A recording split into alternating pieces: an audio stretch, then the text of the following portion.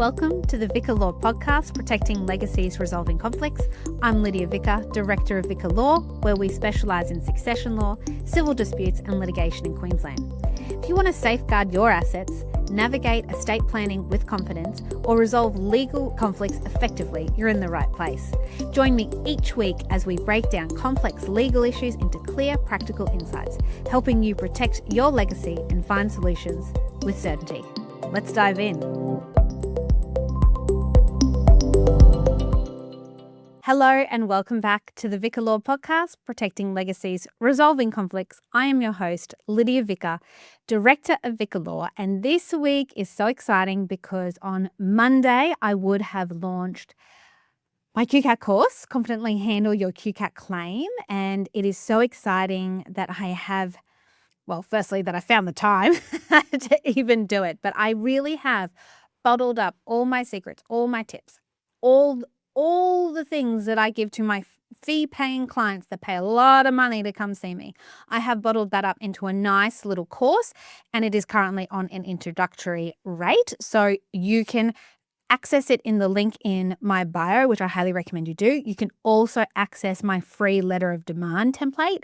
And if you go back to the first week in July, I did a podcast about why letter of demand is important and, the first steps of what you should do when someone owes you money. So excited and just can't believe that this week has finally come for me. So we are continuing our theme this month, talking about QCAT, talking about getting your money back when someone owes you money. And last week we spoke about the first few steps in QCAT, and this week probably will end up being a bit of a short one, but just want to talk about the final hearing. So after you have lodged your application, you've served it on the other side, and if you've had an unsuccessful mediation, the next thing that happens is that QCAT actually schedules a hearing for you. So that is a hearing that you do in front of a member. When the directions for the hearing come to you, there may be directions about writing additional submissions or providing additional evidence, whatever the tribunal member might want at the time, or if they think that the material that you've provided so far isn't sufficient, they may give you the opportunity to provide more material, and then you do that at the set times, and then you attend the final hearing. The final hearing is usually done in person, but you can apply to do it by way of video link and telephone link. And when someone gets a final hearing notice, the number one thing I hear from people is, I can't do it. I can't get up in front of someone. I just can't do it. But the reality is you can, you will, and you need to know how to prepare. So in QCAT, as I think I've probably said in the past few weeks, you can't have a lawyer represent you. So if you want a lawyer to represent you, you have to apply for leave, and leave is not usually given because that's not the purpose, that's not the design of QCAT. QCAT is really designed for the everyday person. And when you're in a final hearing, the tribunal member knows that you're not a lawyer. They know that you're just an everyday person. And they take that into account in terms of guiding you. But what I have, done in my course is really given you all the materials, all the prep to set yourself up in the best possible way for a final hearing. So what I recommend that people do for a final hearing is that they prepare written submissions. They prepare oral submissions as well, so you know what you're going to say. You also think about and prepare some counter arguments to what you think the respondent might say. And by that point, you should have a fairly good idea because you've listened to the respondent in the mediation, or they may have, if it's a consumer trader dispute, they may have done a counter application or a response. So you may have kind of a good idea about what they're going to say, and you have the counter arguments. You have all your evidence prepared. And if there is another witness, not you, that is going to speak about it, for the hearing. Also, how to prepare your witness, how to examine and cross-examine a witness. So it is very detailed. But the thing that I want to say to people and really emphasize is that you need to bottle your relevant facts and provide them to the member. Okay? Those are the facts that the member is going to rely upon when they are making a decision. So you need to bottle it up, present it in a way that they can look at your subs and go, that makes complete sense. I'm going to make an order in favor of the applicant. That's what you need to do. So really about ensuring that you're communicating. And that's where I feel that people really fall down. And I understand this. When you're owed money, it's very emotional. It's very upsetting. I know, I'm in a business. I know what it's like for people to owe me money and not get paid for the work that I've done, or not get paid for work that is rightfully owed to me. It's very emotional.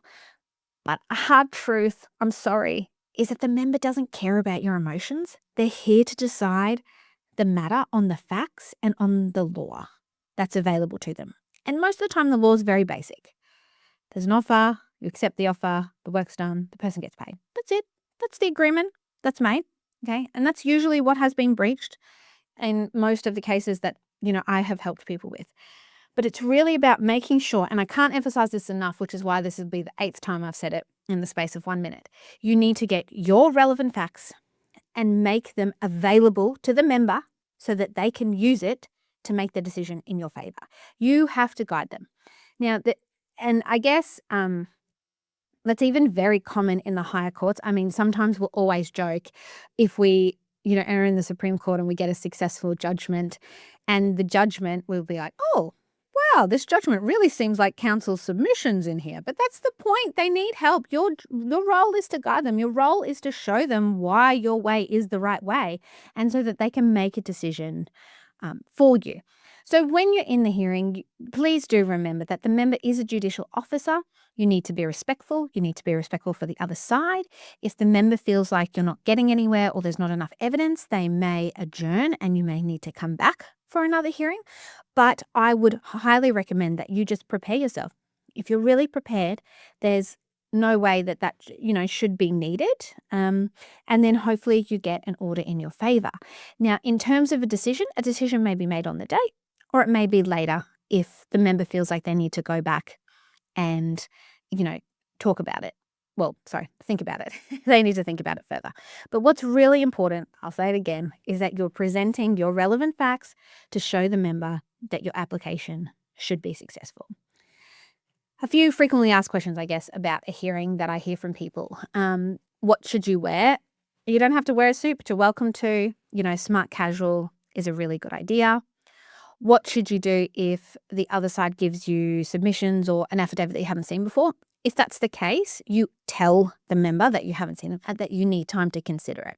And usually they will give you time because it's prejudicial for you to have received material that you haven't seen before and then be expected to argue, your case about it. So that's an idea. What happens if the other side doesn't show up? Well, they'll try to locate them first and say, hey, you're running late, but it may be that it's awarded in your favor, but you will still be expected to present your evidence as well. So it is daunting. I find it, I've been to court many times. I still find it really daunting. And when I have to get up and speak in court, I still get nervous about it. But it's a very relaxed, informal environment. It's usually just a room with some tables and some chairs. You're not looking up at anyone. It's not like the TV. Get Suits Out of Your Mind, SVU, all those shows. It's not like TV. It's just a very informal, and everyone is aware that you're not a lawyer. That's not your full-time job, and that you are just doing the best you can to present your case and get the money back to you. So I hope that's given you a nice overview of a QCAT hearing. As I said, my course launched this week. So if you have a claim and someone owes you money, please do pop in the link in the show notes and get my free letter of demand template. Have a look at the course, see if it's for you. It's very much me talking like this and then providing real case scenarios, sample documents, and everything you really need to go from start to the end for your QCAT application. So thanks again for listening. Next week, I'll be talking about enforcement for QCAT because that's something that is actually super complicated. And when I went to write that module for the course, it started small and it grew and grew and grew because there's actually a lot to it. So I'm going to cover that in next week's episode. But otherwise, thank you so much for tuning in. I really appreciate it. I will speak to you next week. Bye. That's a wrap for this episode of the Vicca Law Podcast, Protecting Legacies, Resolving Conflicts. I hope you found today's insights helpful in navigating your legal journey. If you're ready to take the next step in securing your legacy or finally dealing with your dispute, you can pop on my website www.vicalaw.com.au to book a free consultation with me, Lidia Vicca. You can also subscribe to our newsletter or find out more about today's topic. Your future begins now, and we're here to guide you every step of the way. Until next time, I'm Lidia Vicca, signing off. The Vicca podcast comprises general information and does not serve as a substitute for professional advice. Prior to making any legal decisions, individuals are advised to seek independent professional guidance and assess the suitability of this information for their own individual goals and objectives.